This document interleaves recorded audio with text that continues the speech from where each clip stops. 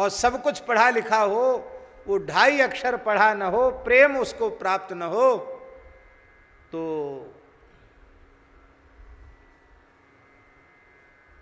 कुछ नहीं होगा। रेवासा धाम, जहां श्री स्वामी अग्रदेवाचार्य जी महाराज का पीठ है, नाभाजी का गुरु स्थान, आज भी जागृत स्थान है। वहां विलक्षण अनुभूतियां होती रहती हैं, क्योंकि परम रसिकाचार्य श्री अग्रदेवाचार्य जी महाराज की साधना स्थली है। तो काशी के एक बहुत बड़े विद्वान परम पूज्य श्री दातार शास्त्री जी, जिनका शरीर अब नहीं है, एक ग्रंथ लिख रहे थे संस्कृत का। उसके लिए वो काशी से यहाँ आ गए, एकांत में उसको लिखना था, तो रात्रि को कुछ लेखन चिंतन करते थे।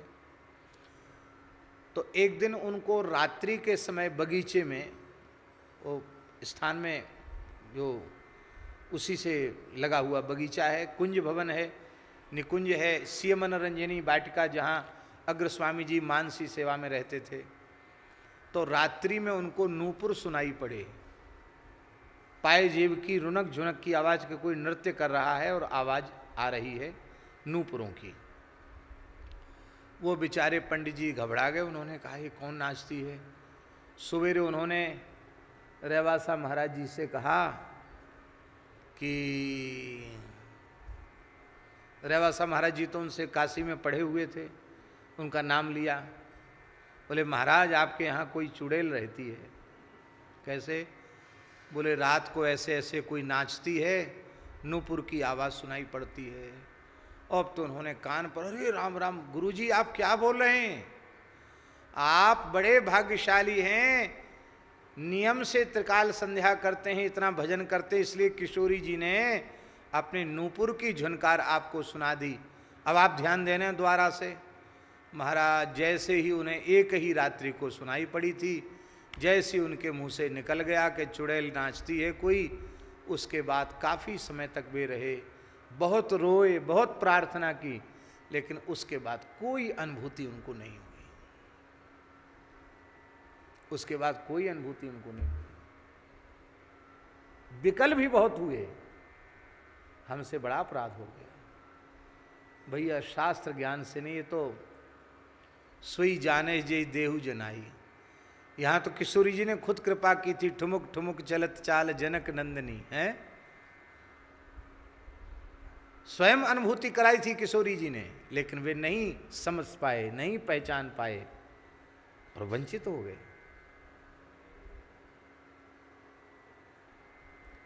इसलिए भैया भगवत तत्व की अनुभूति न तो अपने केवल साधन से होगी, ना ही अपने शास्त्र ज्ञान से होगी, यह केवल और केवल भगवत प्रेम से होगी, विशुद्ध प्रेम से होगी।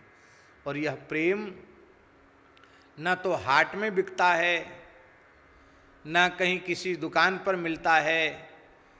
ये तो प्रेम बिकंता मैं सुना, माथा साटे हाथ, बूझत बिलम न कीजिए, तुरंत दीजिए काट।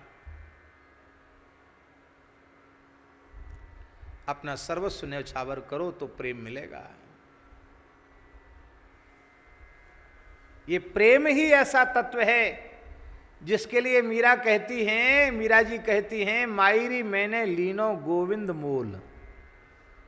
कोई कहे सस्तो और कोई कहे महंगो, मैंने लियो है बजंता ढोल, मायरी मैंने लीनो गोविंद मोल। अंत में है मीरा के प्रभु गिरधर नागर, आवत प्रेम के मोल, मायरी मैंने लीनो गोविंद मोल। इसीलिए गोस्वामी जी कह रहे हैं कि यदि काशी के रहस्यों को समझना है तो काशी में उपेक्षा पूर्वक निवास मत करो, काशी में भाव पूर्वक निवास करो, प्रेम पूर्वक निवास करो, प्रेम सहित काशी का सेवन करो, तो काशी अपने तत्व का प्रकाश कर देगी।